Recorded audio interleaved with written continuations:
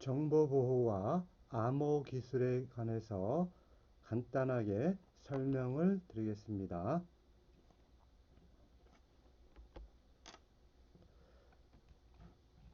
정보보호라는 것은 과연 무엇인지 간단하게 알아보면은 이 정보보호, 즉 인포메이션 시큐리티의 사전적 의미를 먼저 살펴보면은 정보를 수집하고 가공, 저장, 검색, 송신, 수신 중에서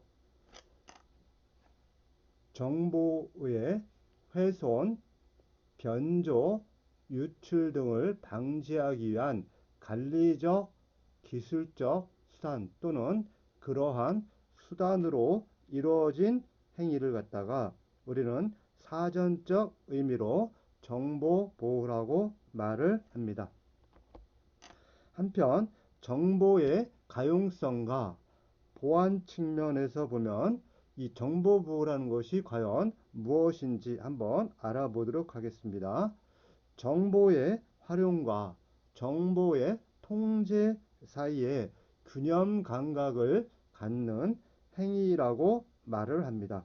즉 다시 말해서 사용 가능한 자원을 필요로 하는 사람들이 쉽게 얻을 수 있도록 하면서도 정보에 위협이 되는 요소들을 최소화하는 균형점을 찾는 것을 갖다가 말을 합니다. 여러분들이 이 그림을 보고 있으면은 이 정보의 가용성과 안정성에 대해서 말을 하고 있는데, 예를 들어서 한 네트워크 관리자가 사용자들에게 간대함을 가지고 네트워크 내에 저장하고 있는 자원에 아무나 접속하여 자료를 열람하거나 복사하고 변경하도록 한다면 가용성 면에서는 성과를 얻겠지만 안전 면에서는 매우 취약하게 될 것입니다. 예를 들어 반대로 자료의 안전만을 고려해서 접속 권한을 대폭으로 줄이고 엄격한 관리를 한다면 사용자는 매우 불편할 것으로 소수의 사람만이 자원을 활용하게 되어 가용성이 매우 떨어지게 되는 것입니다. 따라서 정보보호라는 것은 이 두 사이, 즉 가용성과 안정성 사이에서 최적의 균형점을 갖는 행위라고도 할 수가 있게 되는 것입니다. 그럼 과연 정보보호에서 보안과 보호의 차이가 무엇인지를 간략하게 한번 알아보도록 하겠습니다. 일반적으로 보안이라는 것은 가치 있는 유형과 무형 자산을 도난, 소실, 유출로부터 보호하는 것이라고 정의를 합니다. 한편 보호, 즉 시큐리티란 보안보다 강의적인 의미로서 위협으로부터 안전한 정도 또는 정보를 저장하거나 유통하는 전반적인 시스템의 안정을 의미를 합니다. 즉 고의로 피해를 주려고 하는 공격자로부터 안전 확보가 주 목적인 것입니다.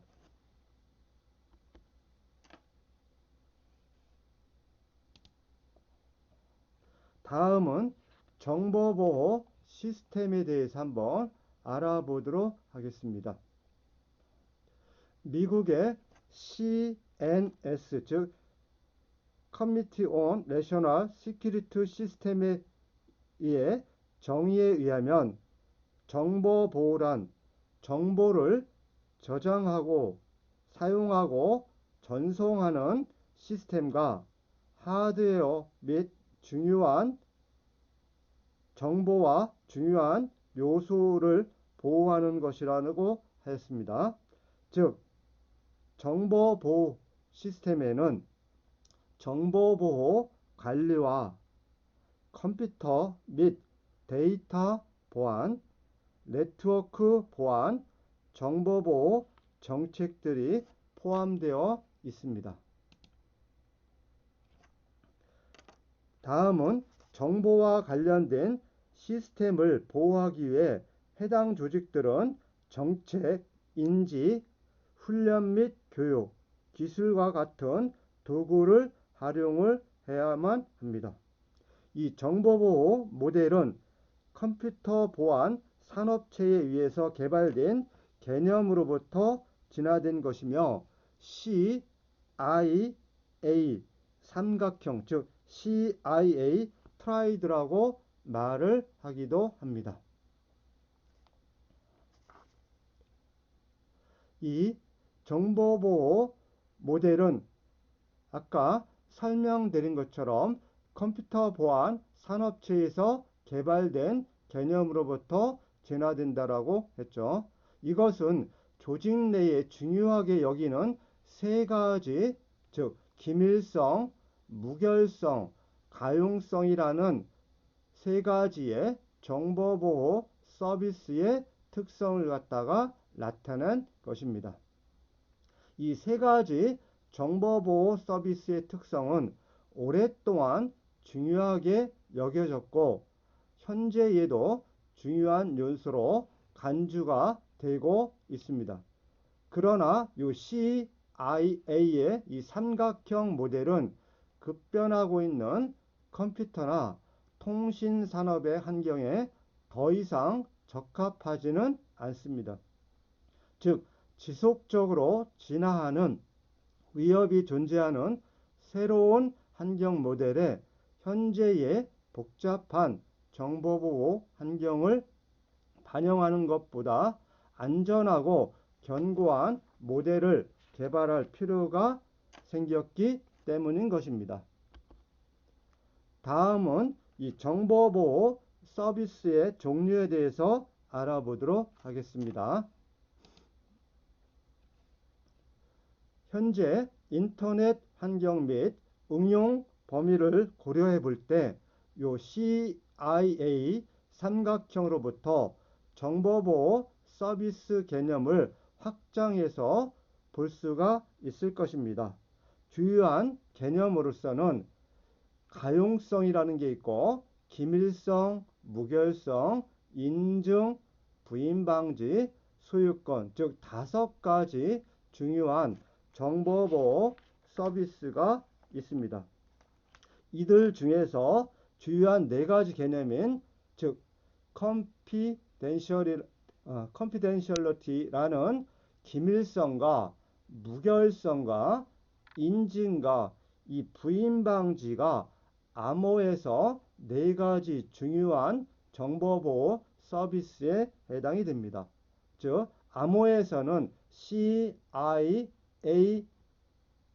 거, 즉 4가지 개념, 즉 4가지 개념을 대해서 중요한 역할을 하기 때문에 이 4가지에 대한 개념에 대해서 여러분들은 정확하게 이해할 필요가 있게 됩니다.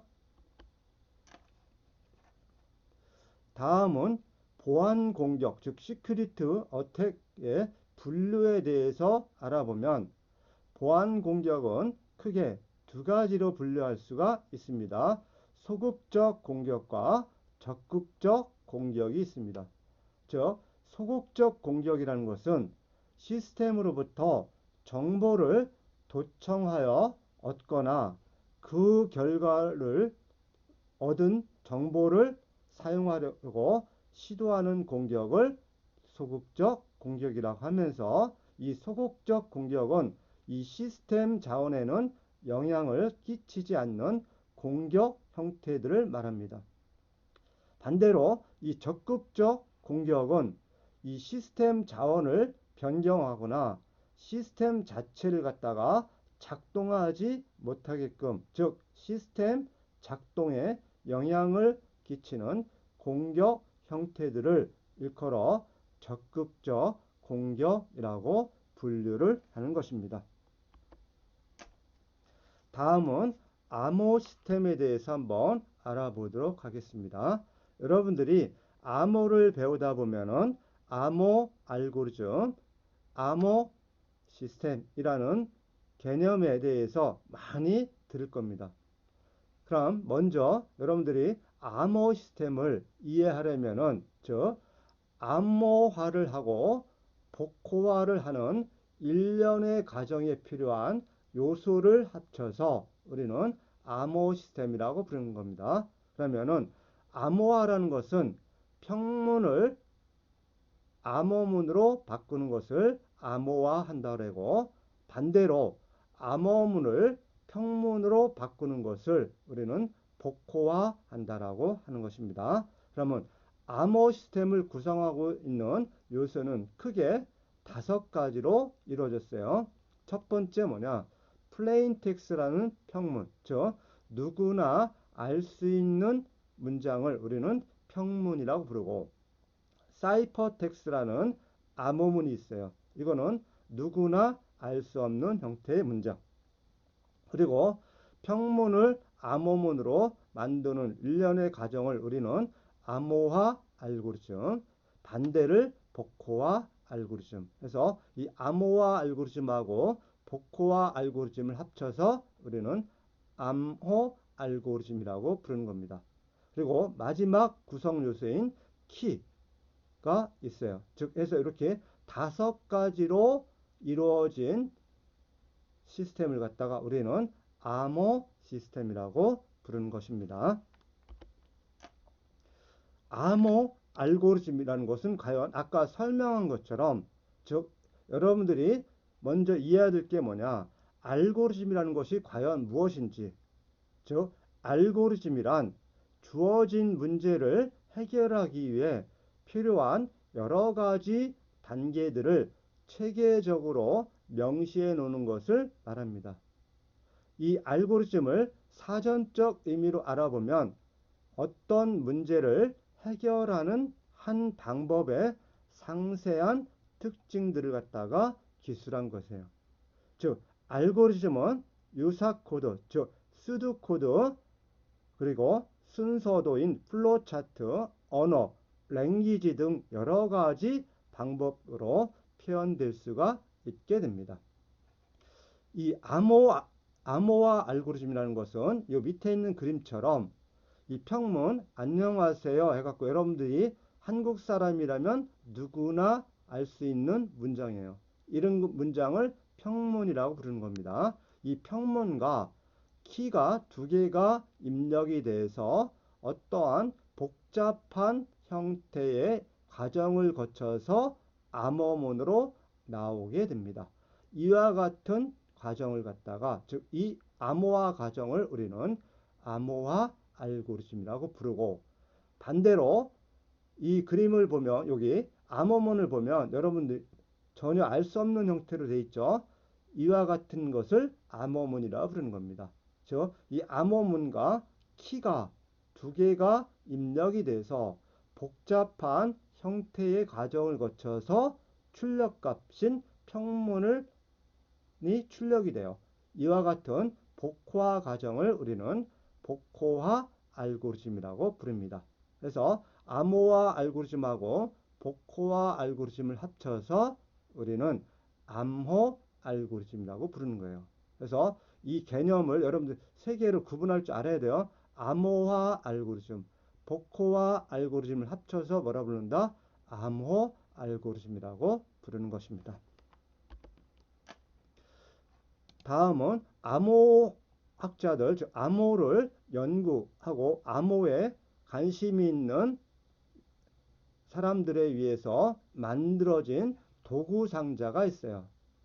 이거를 우리는 암호학자의 도구상자라고 부르는데, 이 도구상자 안에는 6가지라는 중요한 암호 기술이 포함이 되어 있습니다. 그래서 첫 번째 뭐냐? 대칭 암호, 공개키 암호, 일방향 해시 함수, 메시지 인증 코드인 맥, 디지털 서명, 그 다음에 난수를 뽑아내는 의사난수 생성기, 이 6가지가 암호학자들의 도구상자 안에 들어있는 6가지 중요한 암호 기술에 해당이 되는 겁니다. 이 6가지 개념을 여러분들이 알고 있으면 암호를 이해하는데 큰 도움이 됩니다. 꼭 이 6가지 개념들에 대해서는 나중에 다시 한번 특강할 시간이 있으면 하나하나에 대해서 어떤 기능을 하고 있는지 또 어떻게 활용되고 있는지에 대해서 알아보는 시간을 갖도록 하겠습니다. 그러면 암호 기술이 제공하는 것은 우리가 그 삼각형 모양, 그 다음에 육각형 모양 중에서 우리가 4가지 중요한 정보보호 서비스, 즉 기밀성, 무결성, 인증, 부인 방지에서 C, I, A, N 요 4가지가 암호 기술이 제공하는 정보보호 서비스에 해당이 되는 겁니다. 그래서 기밀성이 무엇인지, 무결성, 인증, 부인 방지 이것들 이 4가지 정보보호 서비스를 하기 위해서 우리가 방금 전에 배웠던 요 6가지 암호 기술이 어떻게 적용되는지를 구체적으로 여러분들이 알 필요가 있습니다. 이 보안 위협과 위협받는 특성, 그 다음에 방지를 위한 암호 기술. 그래서 아까 말한 정보보호 서비스 4가지 있었죠. 암호에서는 C, I, A, N 하기 위해서는 어떠한 암호 기술들이 포함하고 있는지. 여기서 말하는 암호화라는 것은 대칭키 암호, 공개키 암호에 해당이 되는 겁니다. 그래서 일방향 해시 함수는 뭘 할 때? 메시지 인증 코드, 그 다음에 디지털 서명은 이 위협받는 이 특성들하고 보안 위협들하고 어떤 연관성들이 있는지에 대해서 나타나는 그림에 해당이 됩니다. 여러분들은 암호라는 거하고 그 다음에 스테가노 그래피, 그 다음에 디지털 워터마킹이라는 이 3가지 개념을 정확하게 구분할 줄 알아야 됩니다. 즉 암호라는 것은 메시지 내용을 읽지 못하게 하는 기법을 말하고 영어로 크립토그래피라고 부르는 것입니다. 반대로 이 스테가노그래피라는 것은 메시지 내용을 읽을 수 없도록 하는 것이 아니라 메시지의 존재 자체를 숨기는 기법을 스테가노그래피라고 부르는 겁니다. 그리고 디지털 워터마킹이라는 것은 파일 중에 저작권이나 구입자의 정보를 집어넣는 기술을 우리는 디지털 워터마킹이라고 부르는 겁니다. 여러분들이 이제 암호를 이제 구체적으로 배우기 전에 암호는 2번의 큰 전환점을 기준으로 해서 고대 암호, 근대 암호, 현대 암호 등 3단계로 나누게 됩니다. 첫 번째 암호가 전환점을 맞은 것은 1920년대인 제1차, 2차 세계대전에서 무선통신 기술을 발전을 기반으로 해서 여러 가지 기계적, 전자적 암호장치를 개발하고 사용한 것이었고, 2번째 전환점은 1970년대 들어와서 컴퓨터 사용이 활발해지면서 컴퓨터를 이용한 암호 기술이 크게 발전하게 됩니다. 이러한 전환점을 기준으로 고대로부터 시작해서 제1, 2 세계대전 이전까지 사용된 초보적인 암호 기술들을 우리는 고대 암호라 부르는 거고, 1970년대까지 복잡한 기계장치의 전자장치들을 이용한 암호 기술을 우리는 근대 암호라 부르고, 컴퓨터가 개발된 이후 컴퓨터를 이용하는 암호 기술들을 우리는 현대 암호라고 부르는 것입니다. 다음은 세대별 암호에 대해서 한번 알아보도록 하겠습니다. 1세대 암호는 암호 인증 기술이 해당이 됩니다. 즉 단순한 문자를 다른 문자로 바꾸거나 순서를 바꾸어 암호문을 만드는 암호, 즉 인증 기술을 우리는 1세대 암호라고 부릅니다. 이후 2차 세계대전을 원인으로 무선 통신이 발달하면서 2세대 암호인 대칭키 암호가 사용하게 됩니다. 이 대칭키 암호는 하나의 암호키를 사용합니다. 즉, 이 대칭키 암호를 사용하면 암호화 키를 수신자에게 전달해야 하는 문제점 때문에 키의 보안 관리가 어렵다는 단점이 있습니다. 이런 단점을 보완하여 등장한 3세대 암호는 공개키 암호에 해당이 됩니다. 이 공개키 암호는 암호화 키와 복화 키가 다르게 사용하는 방식입니다. 즉, 두 개의 암호화 키를 사용하게 됩니다. 마지막으로 4세대인 암호를 우리는 동형 암호라고 부르는데, 이 암호화된 정보들을 이용하여 분석을 수행할 수 있어 복화하는 과정을 줄일 수 있는 기술, 즉 현재 동형 암호의 상용화를 위해서 많은 연구가 진행되고 있습니다. 이 동형 암호는 지금 사용하는 분야가 AI, 빅데이터 분석 등에서도 많이 사용하기 때문에 이 동형 암호에 관심 있는 학생들은 꼭 열심히 해서 동형 암호를 이해를 하면 활용하는 분야가 다양하다라고 볼 수가 있게 됩니다. 간략하게나마 정보보호하고 암호 기술에 대해서 간단하게 알아보는 시간을 가졌습니다. 이상 강의를 마치도록 하겠습니다.